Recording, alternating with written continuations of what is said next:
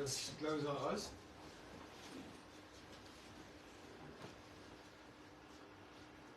Lord, there's one sentence written all over our lives today, and that is that it was too soon. Chris was taken too soon. And with that in mind, with that written in our hearts, we want to turn to you and ask for you to comfort us. Please keep us close to you. For where else can we go to? Thank you that you are here today to be with us. Amen. Thank you very much for attending, everyone. This is a great privilege. Omri, for you and the kids, it's difficult, I know.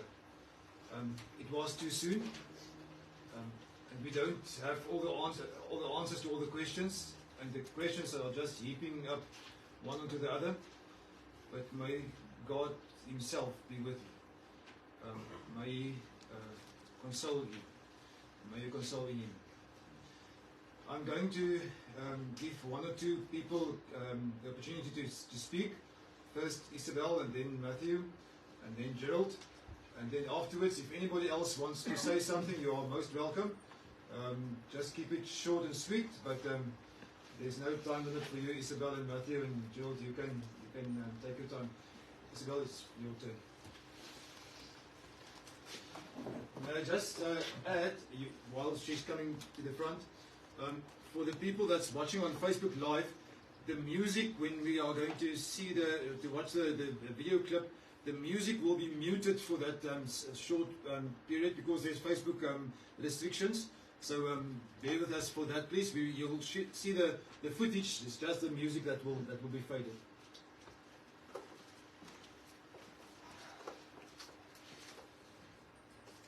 This is a letter from our parents to our beloved son, Christa.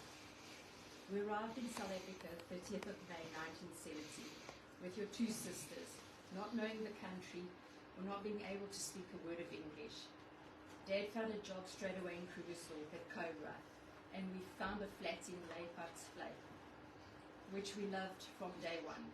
22 months later, our baby boy, 4.2 kilos, was born in Krugersdorp Hospital. We named him Christoph. The four of us were so happy Christoph was a super baby. Smiling and quiet and so happy to play with his sisters.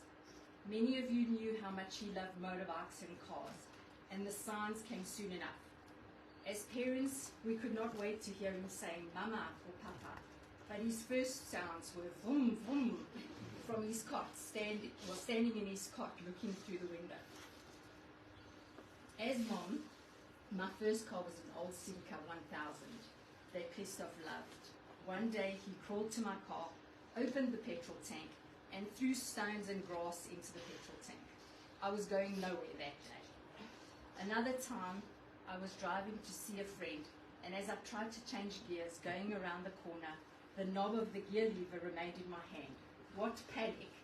Christoph had been busy in my car again. Christoph had another funny habit when doing shopping. He never asked for anything, but he was happily doing his own shopping, like sweets, toys, and especially cars. He was a sweet baby and a loving son, very quiet and minding his own business.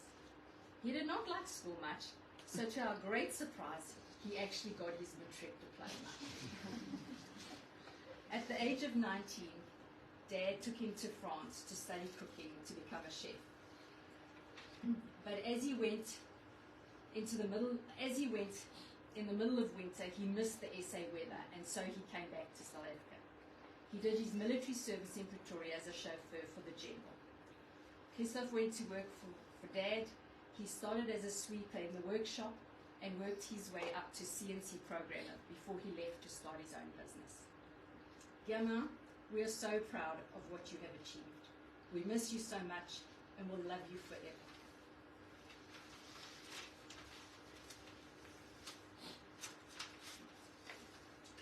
Pour notre famille en France. Ce message est particulièrement destiné à notre famille en France, l'Allemagne, l'Espagne, Madrid et peut-être autre part. Nous voulons vous remercier pour tous vos messages et vos participations à notre douleur. Christophe nous a quittés le premier et notre peine est immense. Mais ça nous soulage de savoir qu'il n'a pas souffert trop longtemps. Aujourd'hui, jour de son enterrement, ce ne sera pas un adieu. Ce n'est que au revoir.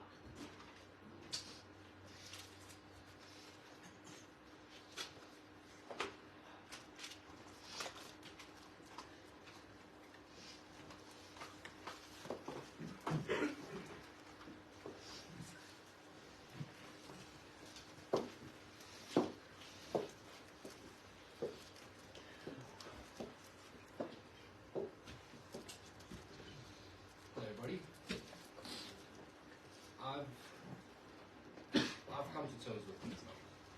I've decided that today isn't about sadness or grief. It's about celebration of his life. So I tried not to cry, but on says Sorry. French, yeah. Okay. To my dad, my Chrissy, my old man, my hero. Today is a day I knew I would have to face, just not this soon. I don't want today to be a get-together to mourn, but rather to celebrate the life that you lived. I was fortunate enough to have a close relationship with my father. We always had our cars, our bikes, and our little secrets we would have to keep from him. It was always, we're just going to look at a park for the car or for the bike. Meanwhile, we were definitely not. We were always going to look at a new bike or a new car for our next adventure.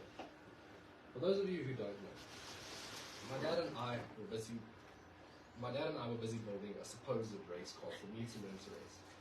But we all know racing is something I'm very familiar with, especially if we look at the kid. It was just an excuse to spend time together and do something we were passionate about. It's been exactly 4 years and 357 days to date since we started the project. And as I've been saying for the past 3 months to everyone, it's almost done. And for once it really is, I hope. Something my dad wasn't sure of was a good joke. He always knew how to keep a smile. I was lucky enough to spend the past 7 months working alongside my partner in crime. And unfortunately it's come to an end. Mom and I will do our best to keep it going as well as you did. I was fortunate enough to always have a little insight into my dad's life. When we used to go look at parts for the cars or for the bikes, I would always ask him questions. Dad, what were all the cars you had? What were all the bikes you had? And trust me, that was a lengthy list. I got some tips from him on how to get the ladies, because you all know my dad was a charmer. No woman could resist the French, and my mom can vouch for that one. But those little conversations always made me feel close to my dad, and I'm happy I was able to have those little moments with him. I wanted to make this speech at my 18th birthday, but the nerves got the best of me, and so did the alcohol. I wanted to say this. My family went through its ups and downs, from having steady jobs to unemployment, to moving to the middle of Africa, and to being so-called homeless, living with my grandmother for a few months until we got back onto our feet, and to building a company that has given us all the luxuries and privileges that I see before my eyes.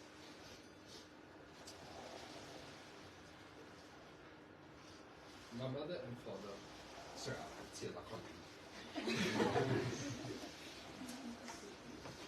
think it's father, yeah.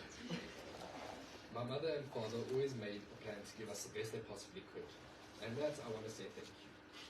I learned a lot from my parents, but... sorry. But this one is how to be resilient and always to look at the glass half full. I'm very upset that I was not able to tell them how thankful I was there. But I'm thankful that I get to tell them. And I hope he knows. Now, I know a few of you might be wondering why there's a bike outside. This bike, my dad bought nearly 2 years ago, and he had always planned on to rebuild it to the condition.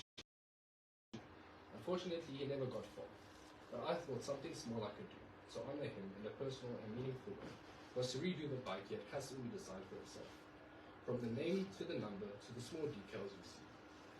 It took me roughly 10 hours yesterday to finish this bike, but I told myself even if I didn't sleep, that bike would be finished, and it has.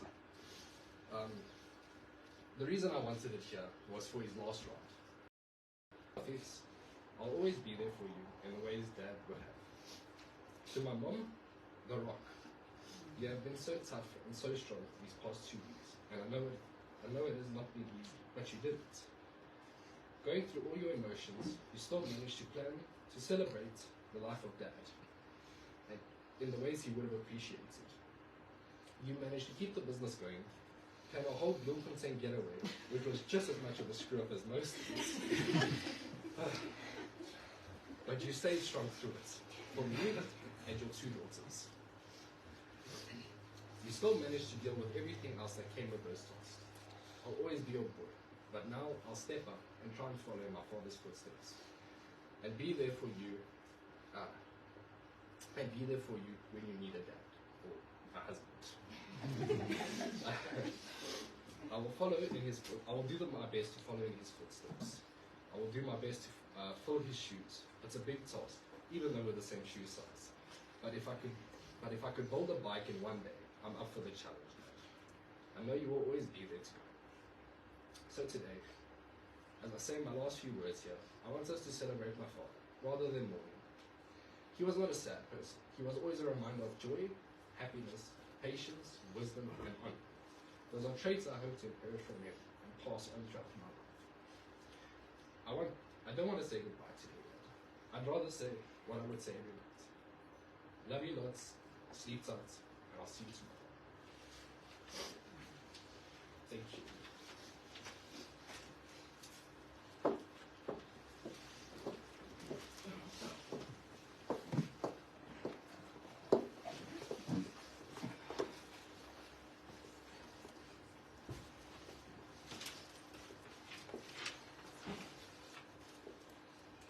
So just a few words of thank you on behalf of Elmarie and family. On Sunday, the 2nd of July, when we got the news, we were in total and complete shock and disbelief. However, here we are, and the family would just like to thank each and every person who made the time to attend today. Thank you to everyone who pitched up at the hospital, the house, to help with check on us, for all the flowers and the food. To everyone who called, your thoughts and prayers mean so much to us in this difficult time. To everyone, to the family, thank you. Your support and help meant the world to me. It is in these times that you see who is there and the support system like ours. With a support system like ours, I am blessed. I'm blessed with each and every person in our family, in our family's life. So thank you. We love you all. The support in the last 2 weeks. I will not be able to do this without you. To each and every supplier that has sent messages and has checked in on us, I appreciate it more than you will ever know. To Mosaic Funeral House, thank you for your help and support during this time. Minister Gerard, thank you for your help and assistance for the beautiful service that you will give. I am not mentioning names, there are just too many. Everyone here and the people who couldn't make it, to the people who couldn't make it. Thank you also to Elsa and Barkenfeld team for your hospitality and help. Just know the Heintje family truly appreciate and love each of you. And from Isabel and the family, Elmarie, thank you so much for making my brother's life so special. He loved you and his children very much.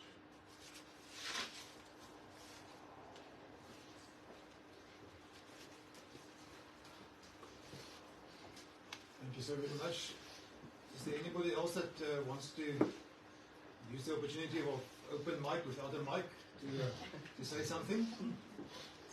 You're welcome. I don't do it, you'll never forgive me.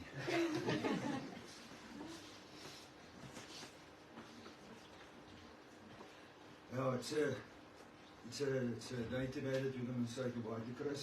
And just you all knew him. It was in a nutshell what everyone just explained. But there was always that small time.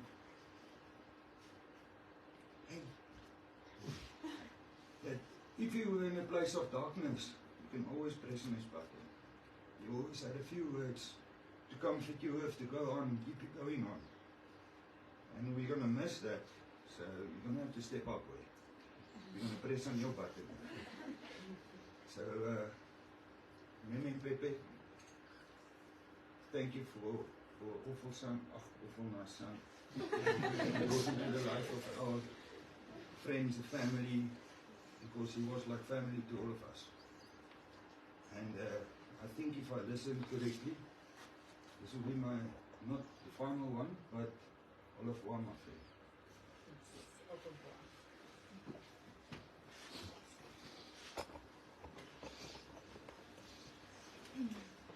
Anybody else? If you can speak French and English, dan is nog Afrikaans ook. As jy Afrikaans iets wil sê, jy is welkom. We will translate it to French and English and Spanish and whatever. Anybody else? Good. Then I think the next thing is just to watch a small video clip of the life of Chris. Let's sit back and enjoy the memories.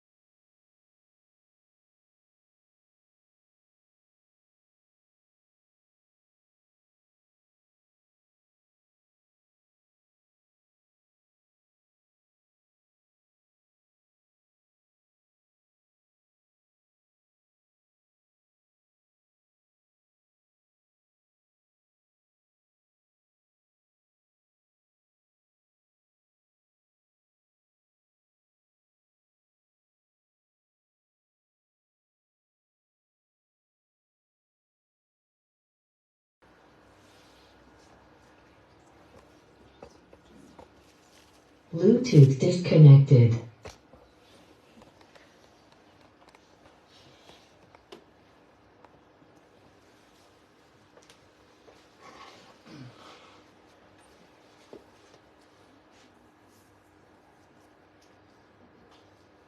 I'm going to read to us 6 verses in the Bible that's knowledgeable to every one of us, but let's read again Psalm 23. The Lord is my shepherd, I lack nothing. He makes me lie down in green pastures. He leads me beside quiet waters. He refreshes my soul. He guides me along the right path for His name's sake. Even though I walk through the darkest valley, I will fear no evil, for You are with me. Your rod and Your staff, they comfort me. That's the one picture that we have. Sheep with a shepherd that's leading them to the right places, in the right conditions.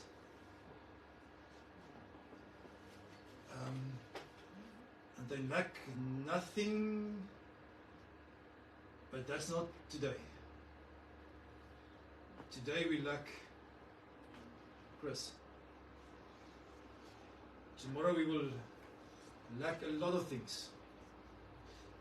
And I want you to repeat reading Psalm 23.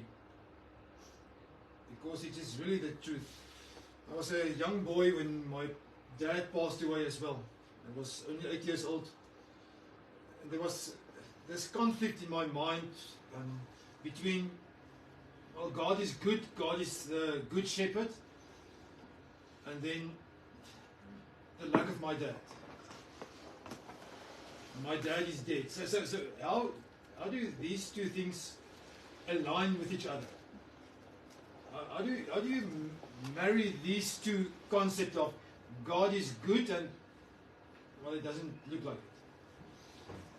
And I know there's a thing that we say generally, without thinking really, that life is a journey. And I've come to know that there's actually 5 movements being here today, but in life in general. And then I want to link it to the to death as a acronym, saying something about every one of them. The first one is, and I think you experienced it firsthand last week. It's, sometimes life is working with a D, a disaster. But this devastation also leads, and that's the movement, from devastation to destination. I think we must rethink life altogether. I think we start at, I'm not sure where we start, after matric or after your first work or your first marriage or second marriage, or I'm not sure where we start living, but life starts right at the beginning, and then it continues up till the 2nd of July, or whatever other date is in the future for us. And if you go to the graveyard, you'll see on all the tombstones there's a date of birth and the date of deceased, death. And between them there's a small dash.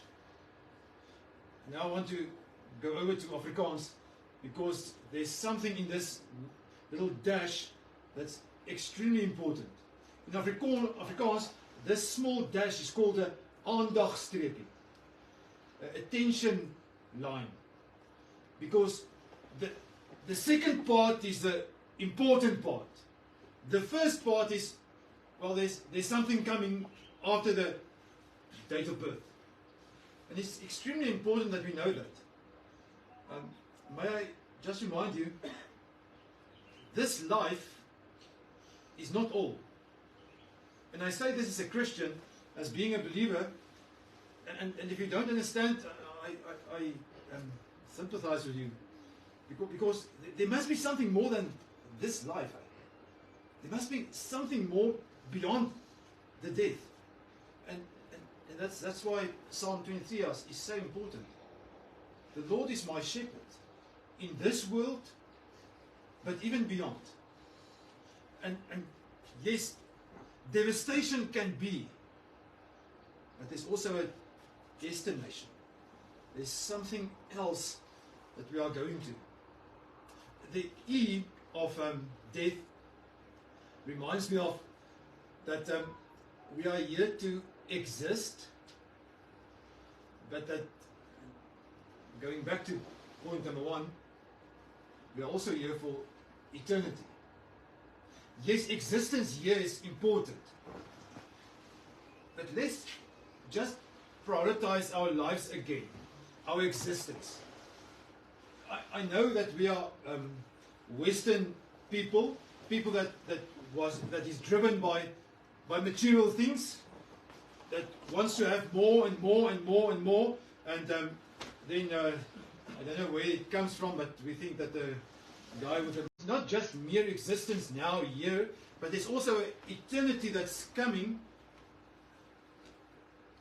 And I must ask you, you have to choose before a 2nd July date, because it's going to happen to each and every one of us.